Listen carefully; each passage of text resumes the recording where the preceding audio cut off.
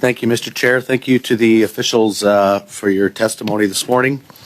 Certainly appreciate it. Going to go down a little bit of a different path here. I would like to talk about electric vehicles. I know the minister in the last hour spoke about the importance of EVs and how that looks. And I guess my question is then this. So if we've got targets set for 2030, it's unfortunate that our targets do not meet America's targets. It's incredibly unfortunate, very, very difficult for our manufacturers for sure. But let's talk about federal gas tax. And so for every percentage of EVs we put on the road, the government will be losing federal gas tax revenues, of course. Does that come out of the transport's budget? Which budget will this come from, and what will be slashed because of the lack of revenue for that? So what does come out of the department's budget is the incentive program. So the subsidies or the incentives provided to Canadians and businesses for light duty and heavy duty vehicles. The gas tax is something that is a question better directed to my colleagues from the finance department.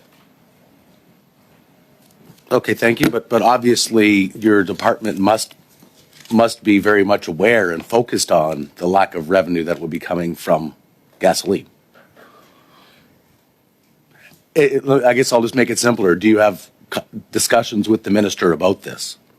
So as part of in working with colleagues from other government departments in the strategy of decarbonization, we look at all of the angles and there's a full cost benefit analysis that was conducted on the revenue side, but also on the impact and the financial impact of carbon emissions.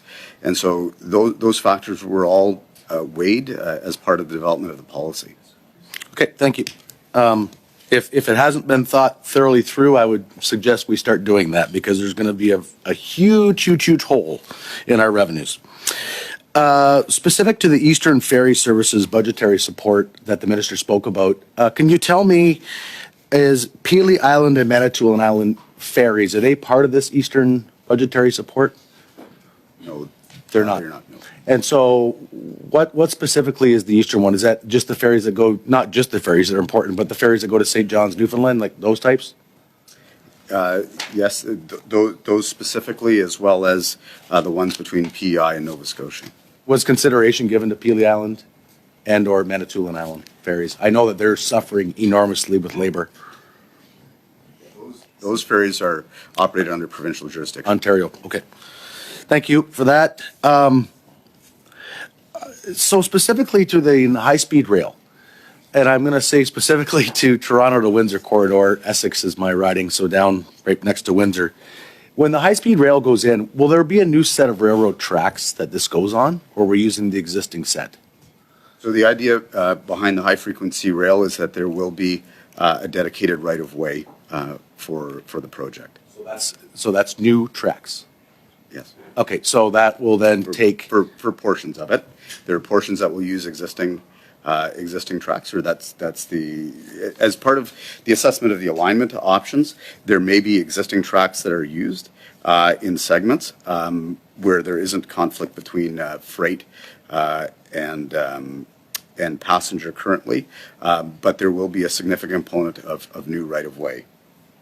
Sorry, Vincent. Okay, thank you. Yeah, please.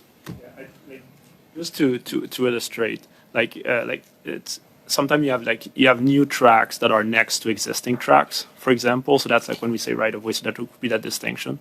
But generally for the service, it needs to be brand new, like tracks on the ground and signaling systems. And there's specific pinch point, like near city centers, where it would need to use existing tracks.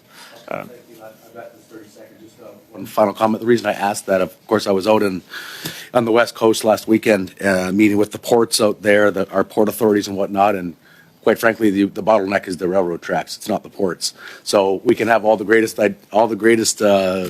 infrastructure in the world, but if we've only got one set, then we're going to bottleneck ourselves. So thank you to all of the officials this morning. I appreciate it. Thank you, Mr. Lewis. Next, we have Mr. Bass.